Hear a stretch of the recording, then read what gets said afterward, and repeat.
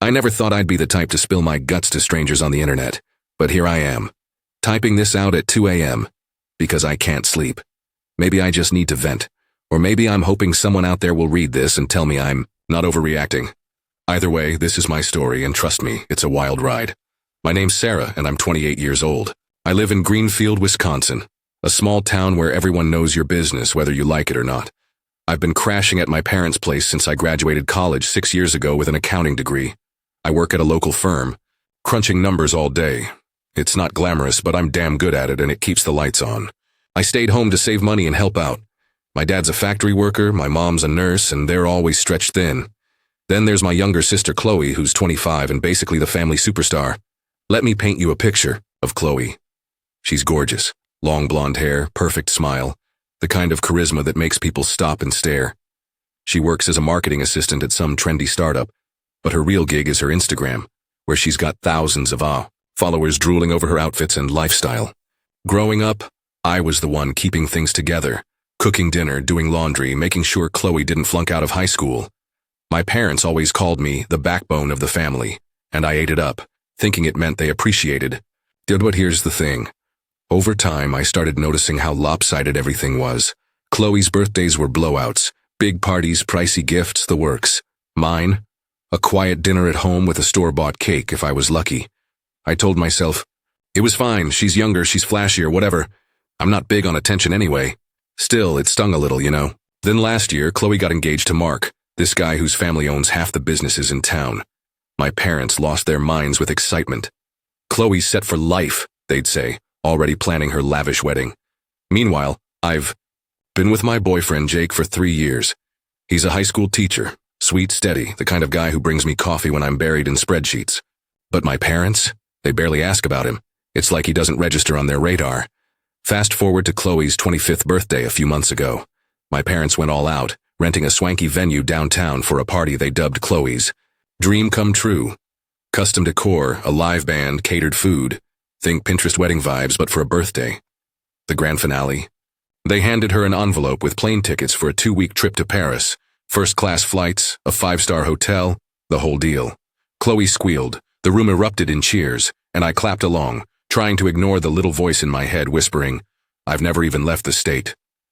I helped with that party, by the way, coordinating vendors, setting up tables, making sure it was perfect. That's my role, the behind-the-scenes fixer. I didn't mind too much, until my own birthday rolled around a few weeks later. I turned 28 on a random Tuesday, no big plans, just hoping for a nice night with my family and Jake. I woke up early, like always, to make breakfast, pancakes and coffee, the usual.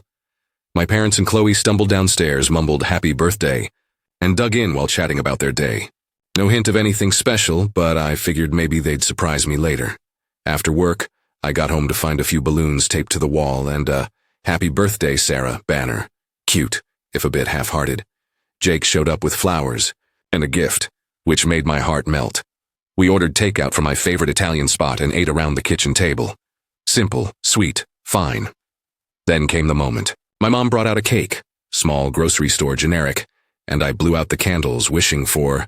Honestly, I don't even remember. My dad handed me a wrapped box, grinning. This is from all of us, he said. I tore it open, expecting maybe a necklace or that book I'd hinted at. Nope. Inside was a personalized apron, Sarah, the family chef, and a cookbook. Oh, and a planner with a note, for organizing all our family events. My mom chuckled. Since you're always cooking and planning, we thought this was perfect. My dad piled on. You're the glue that holds us together, Sarah. Chloe smirked. Yeah, you're like our personal assistant. They laughed like it was the funniest thing ever. I stared at the apron, the words sinking in. Jake's hand found mine under the table, he knew. To them, it was a joke. To me, it was a gut punch. Chloe got Paris. I got a reminder that my job is to serve them. That night, lying in bed, I couldn't shake it. It wasn't about the gifts, it was what they meant. Chloe's their princess, I'm their maid. Years of resentment I'd buried came rushing up, and by morning I'd made up my mind. I was done. I was moving out, starting fresh, living for me. It's terrifying, but I can't keep being their doormat.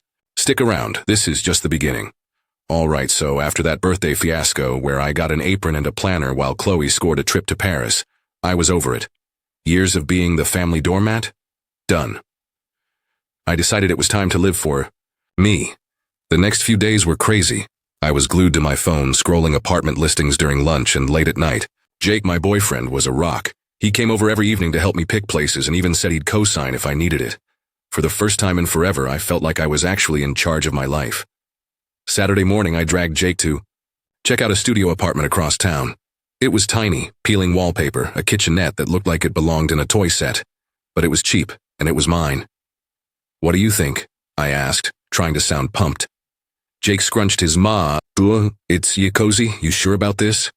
We could find something nicer." I sighed. Nicer means pricier, and I'm trying to save cash right now. He dropped it, but I could tell he wasn't sold. Didn't matter. I was set on this being my first big move. That night I sucked it up and told Mom and Dad. We sat in the living room and I just went for it. I'm moving out, found a place, and I'm gone by the end of the month. They looked like I'd slapped them. "Why?" Mom asked. "You've always been here. We need you." "I need to live my life," I shot back. "I'm 28. It's time." Dad frowned. "This about the birthday gift? We were kidding, Sarah." "It's not just that," I said. "It's everything.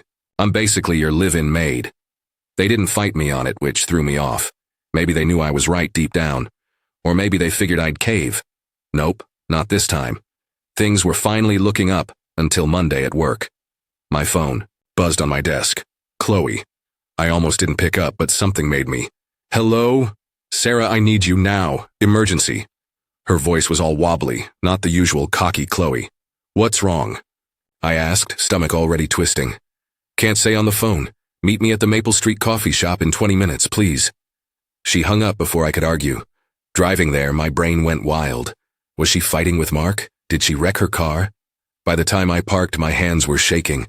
The cafe was dead quiet, just a few people, the smell of coffee and muffins everywhere. I spotted Chloe in the corner booth, head down, looking rough. No makeup, messy bun, drowning in a huge hoodie. Not the Chloe who's always picture perfect. "Chloe, what's going on?" I slid in across from her. She took a shaky breath, eyes watering.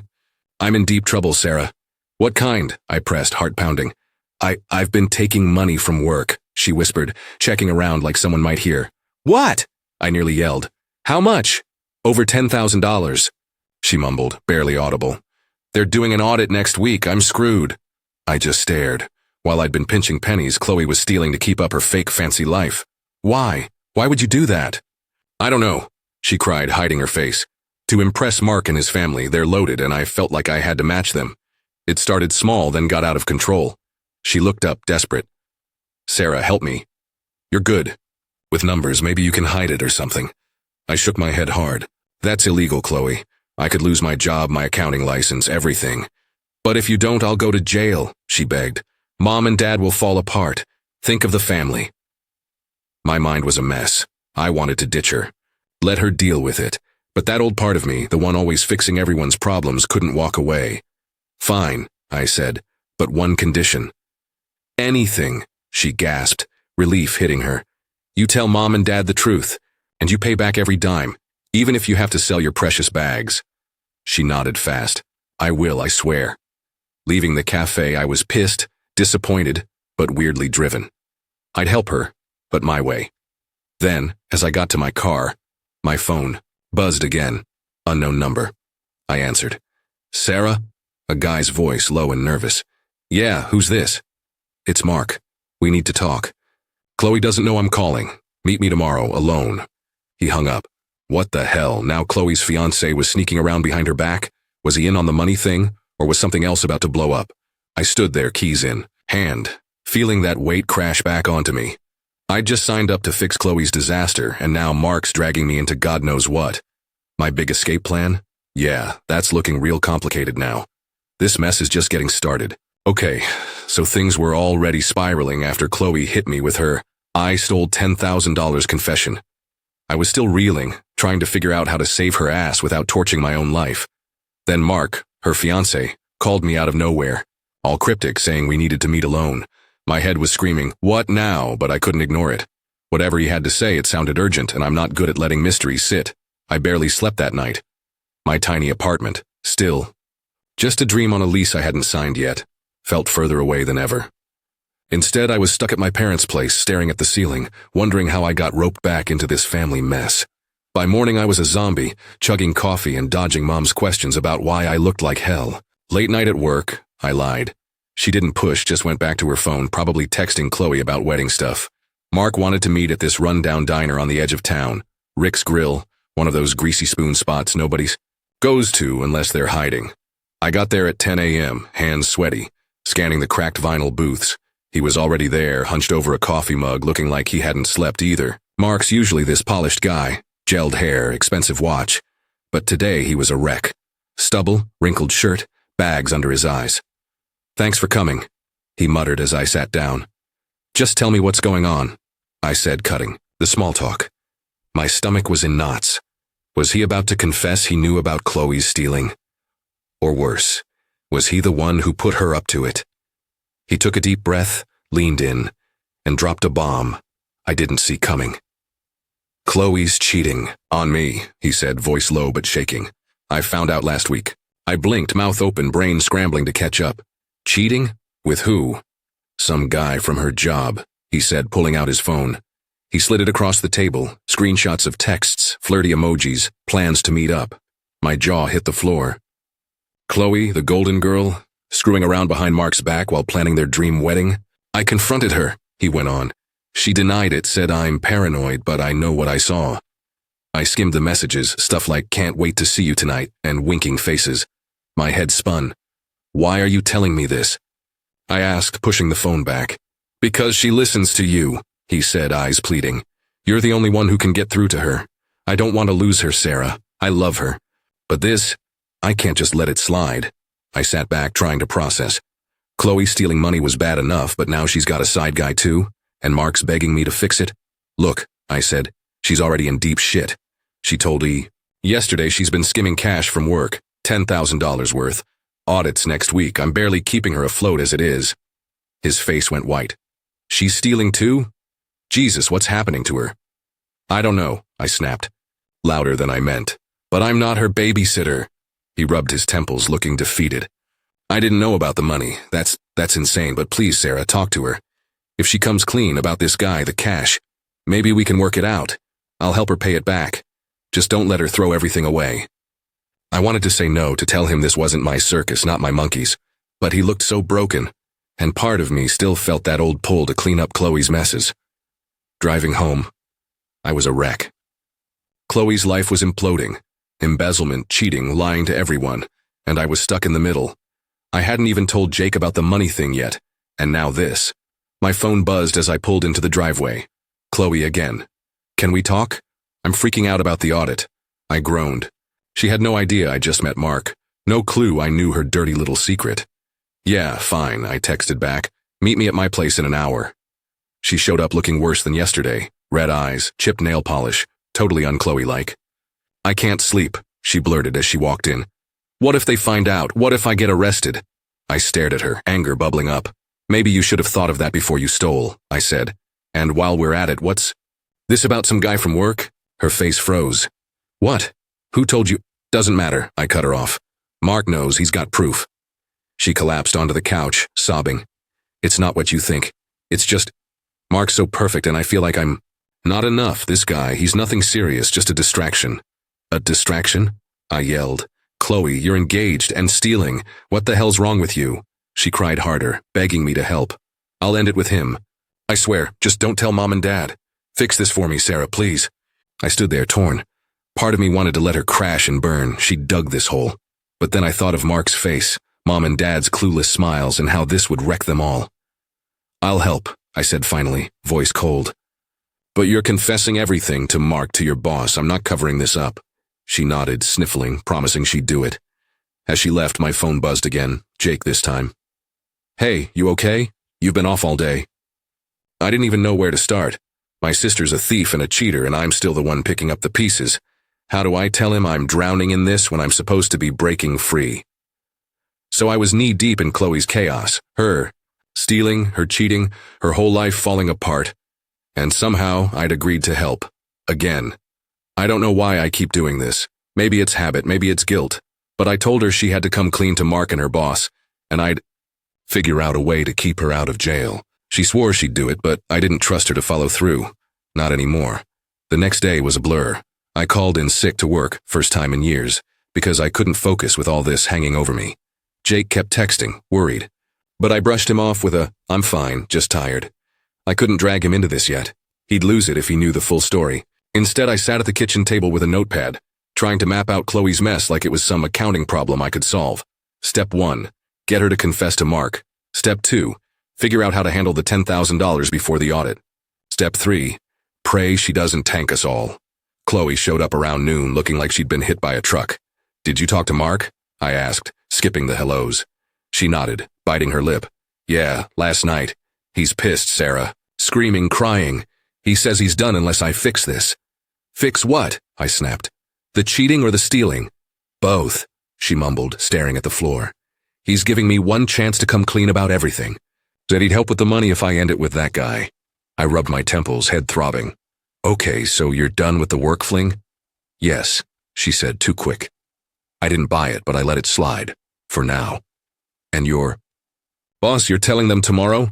She hesitated, then nodded. "Yeah, I'll say I borrowed it and panicked. Maybe they won't press charges." "Maybe," I said, doubtful. "But you need a plan to pay it back, fast." That's when I got stupid. "I'll crunch the numbers," I told her. "See if we can shuffle some stuff, your savings, Mark's help, whatever, to cover it before the audit hits." Her eyes lit up. "You do that? Oh my God, Sarah, you're the best." I waved her off. "Don't thank me yet. This is your mess, I'm just keeping you from prison." She hugged me anyway, and I didn't push her away. Old habits die hard. Later, I was deep in spreadsheets. Chloe's bank statements, her credit card bills, when my phone rang. "Mom." "Sarah, why is Chloe so upset? She's been crying all day." "Great." "She didn't tell you?" I asked, stalling. "No," Mom said, voice sharp. "What's going on?" I froze. Chloe hadn't spilled yet, and I wasn't about to snitch. "Just wedding stress," I lied. "She'll be fine."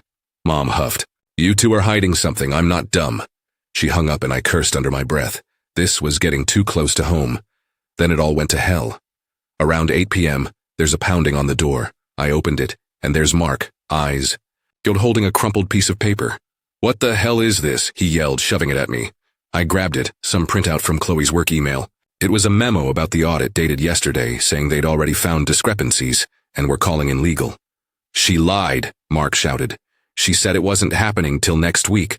Now they're on to her and she's ghosting me." My stomach dropped. "She told me next week too," I said, voice shaking. "She swore—" "She's playing us both," he cut in. "I called her an hour ago. She said she was with you working this out. Where is she?" I checked my phone. No texts, no calls from Chloe since noon. "She left hours ago," I said, panic rising. Mark paced, fuming. "She's running, Sarah, or covering her tracks. We're screwed." I tried calling her, straight to voicemail. Texts bounced back undelivered.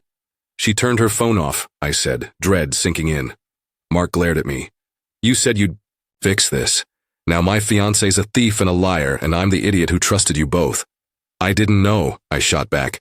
"I'm trying to help, but she's screwing us over." He stormed out, slamming the door, leaving me with that damn memo and a million questions. I sat there numb. Chloe had played me, again. Had she known the audit was already on? Was she setting me up to take the fall? My mind raced to the spreadsheets on my laptop, her financials, my notes. If anyone saw that, it'd look like I was cooking the books for her. I slammed the laptop shut, heart pounding. I'd been so stupid thinking I could control this. Then my phone buzzed. A text from an unknown number. "Sarah, it's Chloe. Don't hate me." I had to leave. "I'll explain later." I stared at it, fury boiling over. She'd bailed, left me holding the bag while she ran God knows where. And with Mark on the warpath and Mom sniffing around, this was about to blow up in my face. I was done being her scapegoat, but how do I get out of this when I'm already in so deep? So Chloe's gone. Poof. Vanished after that cryptic text. "Don't hate me, I'll explain later," leaving me with a ticking time bomb. The audit's already on, Mark's losing his mind, and I'm sitting here with a laptop full of her financials that could make me look like an accomplice. I was furious, terrified, and honestly, kind of impressed she'd pulled off this Houdini act, but mostly I was done. No more playing the good sister. This time I was saving myself. First thing I did was call Jake. I'd been dodging him, but I couldn't anymore. "Hey," I said when he picked up, voice shaky. "I need you, like right now." "What's wrong?" he asked, instantly worried. "Everything," I laughed. bitter. Chloe's a thief. She's cheating on Mark, and now she's run off. I'm in deep shit. There was a long pause. Stay there, he said. I'm coming over. 20 minutes later, he's at my door with takeout and that calm vibe that keeps me sane. I spilled it all. Her stealing, the audit, the cheating, her bailing. Jake listened, nodding, not interrupting. When I finished, he said, "Okay, first, you're not touching those spreadsheets again. Delete them now." "But what if—" "No," he cut me off. "If she's running, she's not pinning this on you. Wipe it clean." I hesitated, then trashed everything, files, notes, all of it. It felt like cutting a lifeline, but he was right. I wasn't going down with her ship. Next morning, my phone's blowing up.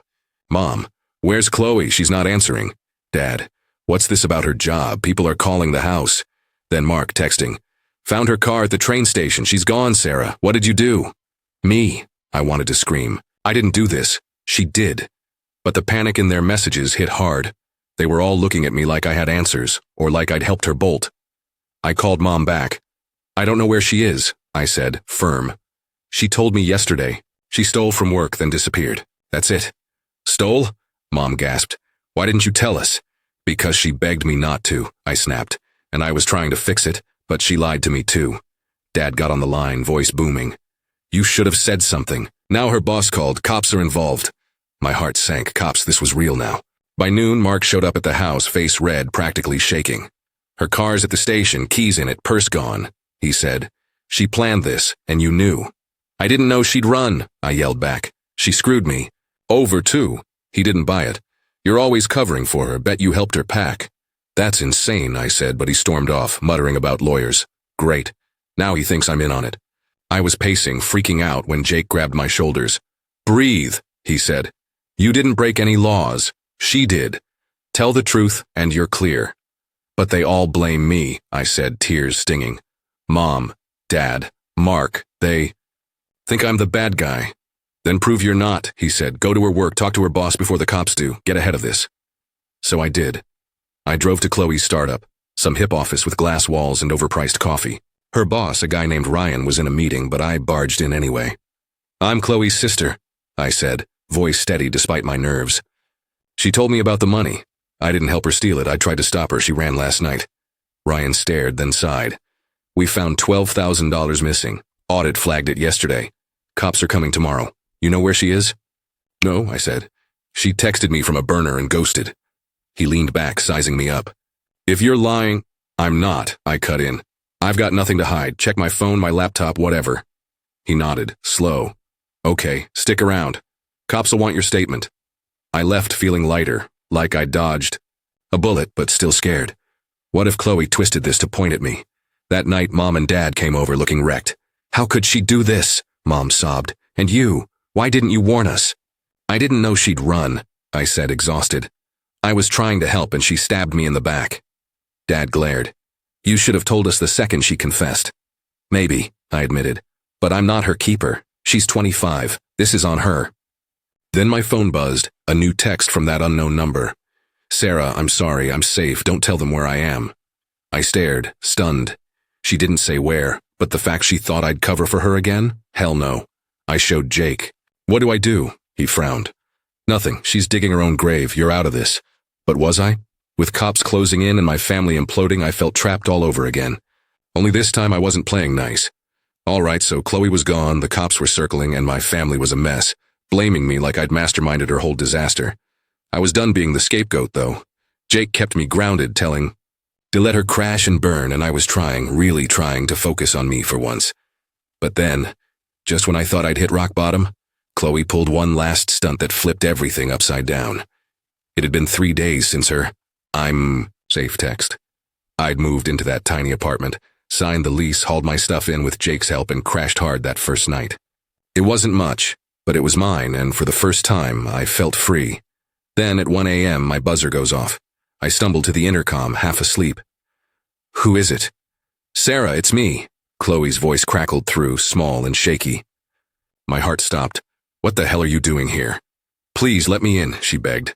Against every instinct, I buzzed her up. She looked like a ghost, pale, hair a mess, lugging a duffel bag.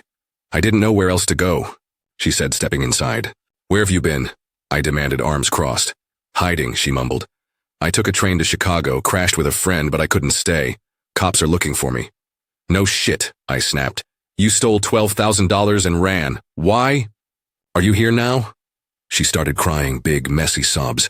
I messed up, Sarah. I ended it with that guy, but Mark won't take me back and Mom and Dad hate me. You're all I have left. I stared, torn between pity and rage. You think I'm gonna fix this, hide you? After you ditched me to take the fall? No, she said, wiping her face. I'm turning myself in. Tomorrow.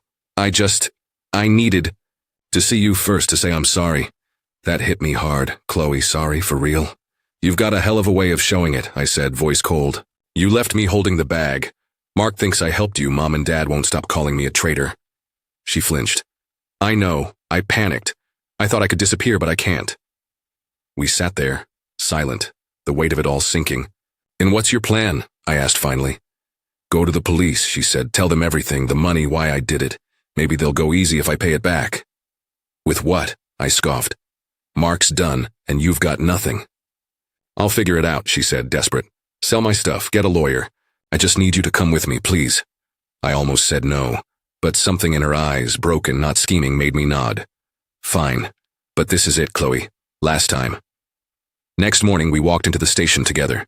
She was shaking, gripping my arm like a kid. The cops took her statement, $12,000 embezzled to keep up appearances, she said, tears streaming. I backed her up, told them I'd tried to stop her, showed them her texts. They let me go but kept her. Plea deals. Possible if she cooperates, an officer told me later. She's lucky you're here. Lucky, right. I got home and my phone was lit up. Mom, Dad, Mark all wanting updates. I called Mom first. She's with the cops. Turned herself in, Mom sobbed. How could this happen? She chose it, I said flat. I'm done. Cleaning it up. Dad got on, quieter than usual. We're sorry, Sarah, for pushing you, for everything. I didn't say much, just okay, but it felt like a crack in the wall between us. Mark texted later. Thanks for getting her to fess up. I'm out, but I don't blame you anymore. Small win, I guess. Then Jake came over, pizza in hand. Proud of you, he said, pulling me into a hug. You didn't let her drag you down. Barely, I laughed, exhausted. We ate, watched some dumb movie, and for once I wasn't stressing about anyone else. A month later, Chloe got a deal. Probation, restitution, no jail if she pays back every cent. She's selling her designer crap online, living with Mom and Dad who've softened up some. They've been calling me more, not to guilt trip, but to check in. Last week, Dad even asked about my job.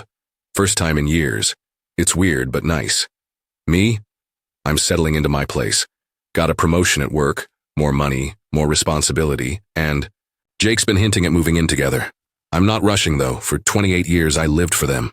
Cooking, fixing, sacrificing. Now, I'm waking up every day for me. Chloe's mess woke me up, showed me I'm not just the helper. I'm Sarah, my own person, my own life. Last night, I stood on my tiny balcony, looking at the stars. No more family servant, no more doormat. Just me, finally free. And damn, it feels good. That's the end of today's story. Did things turn out the way you thought? Or were there some surprises along the way? Share your thoughts in the comments. I'd love to hear what you think. If you enjoyed this journey, don't forget to hit the like button. And if you haven't joined the community yet, now's the perfect time. Subscribe and turn on notifications so you're always the first to catch new stories. Thanks for watching, and I'll see you in the next adventure.